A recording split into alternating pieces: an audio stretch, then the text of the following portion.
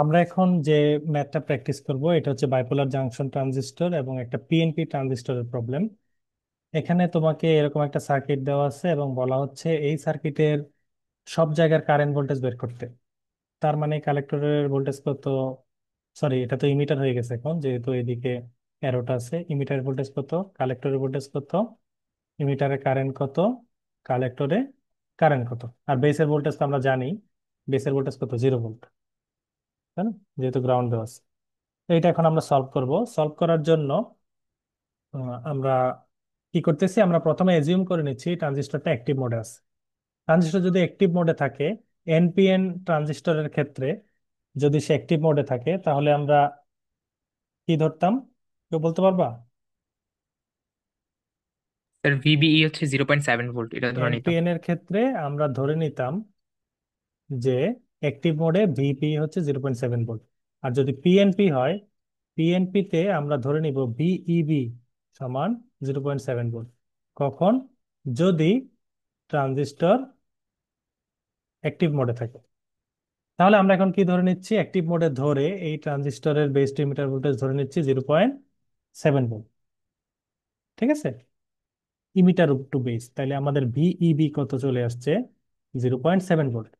তাহলে এখানে 0.7 volt drop হচ্ছে। এক নাম্বার স্টেজ আমাদের শেষ। এটা কোথা থেকে আসছে? অ্যাজাম্পশন থেকে। আচ্ছা, তাহলে এখানে যদি 0.7 ভোল্ট থাকে, এখানে 10 ভোল্ট থাকে, তাহলে 2 কিলো ওহম রেজিস্ট্যান্সের একদিকে আছে 10 ভোল্ট আর একদিকে 0.7।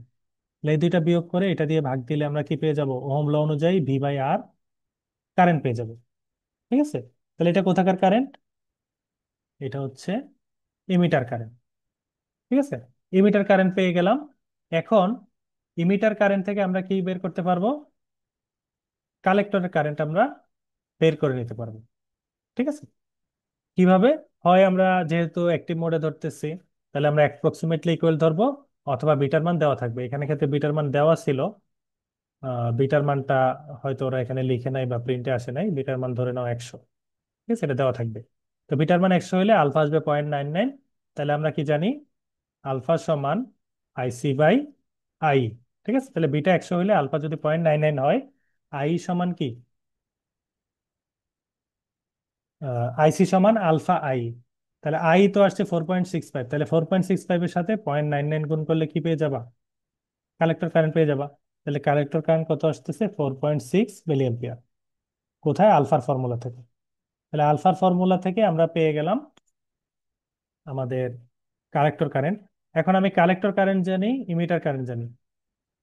এখন এই দুইটা কারেন্ট আমি যদি বিয়োগ করি তাহলে আমি কি পেয়ে যাব, বেসের কারেন্ট পেয়ে যাব। কারণ ফর্মুলা কি, ট্রানজিস্টর এনপিএন হোক আর পিএনপি হোক, দুইটার ক্ষেত্রে ইমিটার কারেন্ট কালেক্টর আর বেসের সমান হবে। ইমিটার জানো, কালেক্টর জানো, তাহলে বেসটা কি, দুইটা বিয়োগফল করলেই বেস কারেন্ট তুমি পেয়ে যাবা। ঠিক আছে, তাহলে এখন তুমি কি পেয়ে যাচ্ছ, বেস কারেন্ট। তো 3-এর পরে 5-এ চলে গেলাম। এই দুইটা একটার পর আরেকটা আগে পরে করা যাচ্ছে, সমস্যা নেই। তুমি আগে এইটা করে 4 নাম্বার স্টেজ করে 5 নাম্বার যেতে পারো, তাও সমস্যা নেই। তো 4 নাম্বার কি বলা হচ্ছে, এখন আমি যেহেতু জানি যে আমার এইখানে কত আছে, -10 ভোল্ট, এখানে কারেন্ট জানি, তাহলে এই কারেন্টের সাথে আমি যদি এটা গুণ করি তাহলে এই রেজিস্ট্যান্সের ভোল্টেজ ড্রপটা পাবো। সেই ভোল্টেজের সাথে এই -10 ভোল্ট যোগ করলে ইমিটারের ভোল্টেজ পাবো। তাহলে ইমিটারের ভোল্টেজ কত, -10 প্লাস ইমিটার রেজিস্ট্যান্সের মধ্যে ভোল্টেজ ড্রপ যোগ করে আমি কি পেয়ে যাচ্ছি, ইমিটারের ভোল্টেজ পেয়ে যাচ্ছি। ঠিক আছে, তাহলে ইমিটার ভোল্টেজ বের করলাম। আর বেস কারেন্ট কিভাবে বের করবো সেটা তো অলরেডি বললাম, এই ফর্মুলা দিয়ে আমরা বেস কারেন্ট বের করবো। তাহলে এর মাধ্যমে আমরা কি পেয়ে যাচ্ছি, একটা পিএনপি ট্রানজিস্টরের অ্যাক্টিভ মোডে সকল ব্রাঞ্চের কারেন্ট ভোল্টেজ পেয়ে যাচ্ছে।